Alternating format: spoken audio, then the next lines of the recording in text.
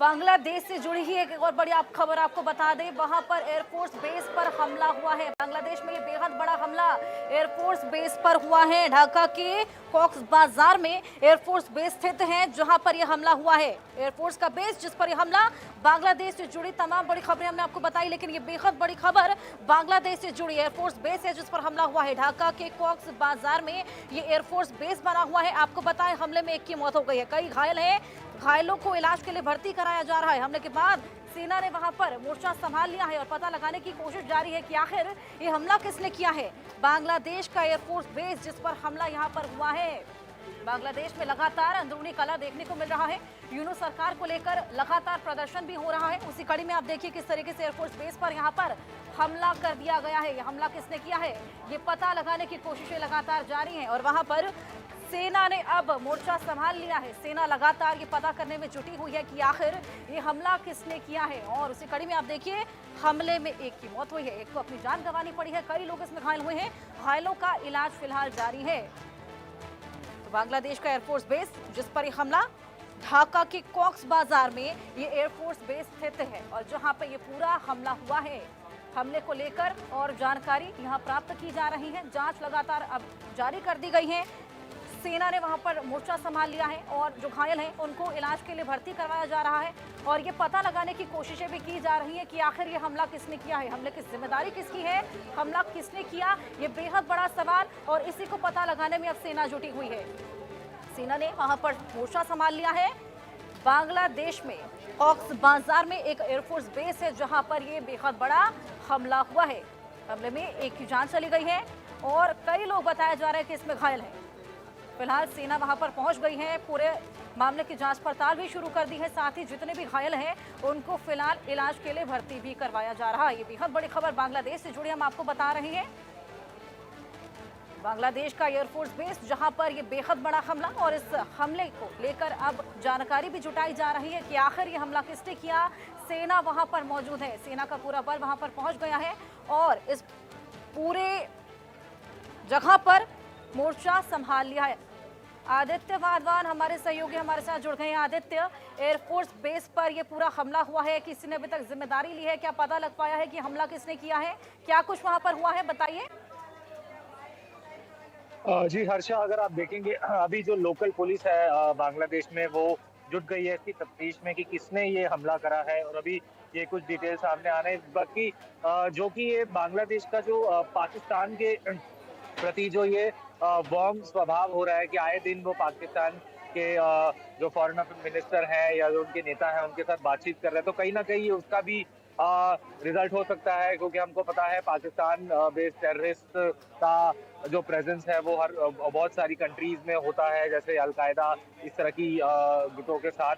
तो ये देखने वाली बात होगी कि ये किसने करा है, क्योंकि हम देख रहे हैं अभी भी जब से ये मोहम्मद यूनुस की जो अंतरिम सरकार है, ये जब से इसका शासन हुआ है बांग्लादेश में लॉ एंड ऑर्डर का टोटल एक ब्रेकडाउन हो चुका है। और तो ब्रेकडाउन के बाद जो है वायलेंस की घटनाएं हैं वो बहुत बढ़ गई हैं। इसके मद्देनजर जो हिंदू माइनॉरिटीज वहाँ रह रही हैं बांग्लादेश, उन पे अटैक्स पर स्टेप अप हो रहे हैं। तो कहीं ना कहीं ये देखना होगा कि ये किसका जो अटैक हुआ है, ये एयरफोर्स बांग्लादेश के एयरफोर्स स्टेशन कॉक्स बाजार में, इसने किसने करा है। यहाँ पर ऐसा ऐसा पहले भी ऐसे इंस्टेंसेस हुए हैं, जैसे होली आर्टिजन बेकरी, वहां पर भी कुछ टाइम आज से कुछ साल पहले बांग्लादेश में वहां पर कुछ जो मिस्क्रीएंट्स हैं, जो इंटरनल मिस्क्रीएंट्स हैं, उन्होंने भी अटैक करा है। तो इस तरह के अटैक कोई नई नहीं है बांग्लादेश में। बट हाँ, ये जो एयरफोर्स स्टेशन पे जो अटैक हुआ है, इसकी तफ्तीश जुड़ गई है और वहाँ की जितनी भी इंटेलिजेंस एजेंसीज हैं वो पता लगाने की इस समय कोशिश कर रही है कि क्या हुआ है।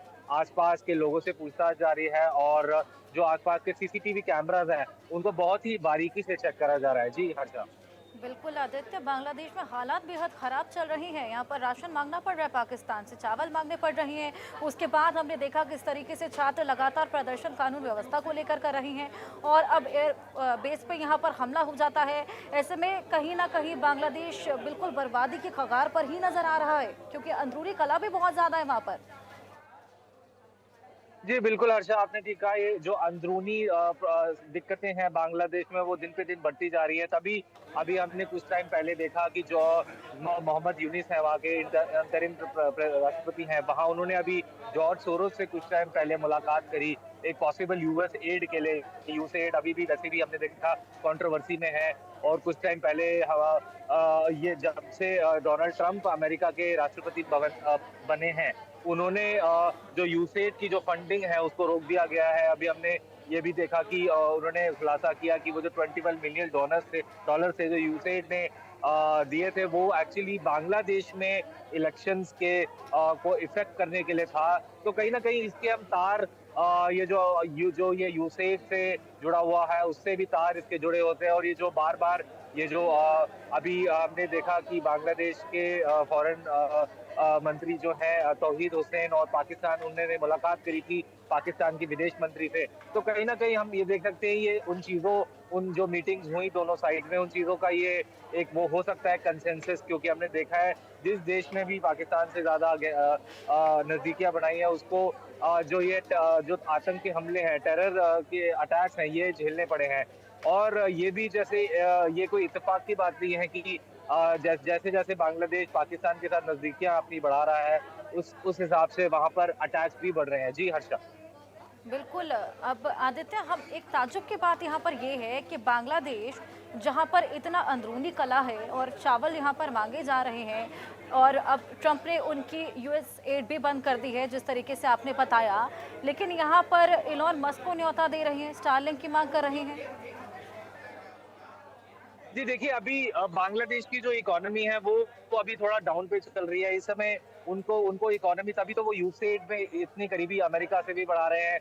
वो तो ट्रंप ने जो रोक लगाई है उस वजह से दिक्कत हो रही है। तो बांग्लादेश की जो इंटरनल सिचुएशन है अभी ठीक नहीं है। इकोनॉमी डाउन रोडेड, बिल्कुल डाउन पे है। जॉब्स नहीं है। ये जो इंतरिम सरकार है बांग्लादेश की, इसके खिलाफ प्रदर्शन हो रहे हैं, भुखमरी है। और सबसे बड़ी बात, प्रदूषण बहुत है बांग्लादेश में। आए दिन हम देखते हैं प्रदूषण, जो हमारे दिल्ली में जो प्रदूषण होता है नवंबर दिसंबर में, उससे भी सीवियर एक्यूआई बहुत ज्यादा है वहां भी। बांग्लादेश पर्टिकुलरली अगर हम ढाका की बात करें और दूसरे शहरों की बांग्लादेश में बात करें, तो ये सारी जो चीजें हैं अभी स्टेबल नहीं है बांग्लादेश के लिए। और इसी वजह से जो वहाँ की इंटरनल प्रॉब्लम है, अब ये अंतरिम सरकार जो भी कहे वो खुल के तो ये चीजें नहीं बोल सकती, बट अंदर ही अंदर ये जो अंतरिम सरकार है मोहम्मद यूनिस द्वारा जो गठित है बांग्लादेश में, उसको कहीं ना कहीं इस वजह से दिक्कतें आ रही हैं। जी अच्छा। तरीके से इस पूरे हमले में एक की मौत हुई है, कई लोग घायल हुए हैं। ये देखिए तस्वीरें आपकी टीवी स्क्रीन पर हैं। ये जो पूरा हमला कॉक्स बाजार में एयरबेस पर हुआ है, ये देखिए कितने ज्यादा लोग वहां पर एकत्रित हैं। जैसे एकदम से ये धमाका होता है, ये हमला होता है, उसके बाद वहां पर अफरा तफरी का माहौल बन जाता है। लोग बिल्कुल घबरा उठते हैं। देखिए आसपास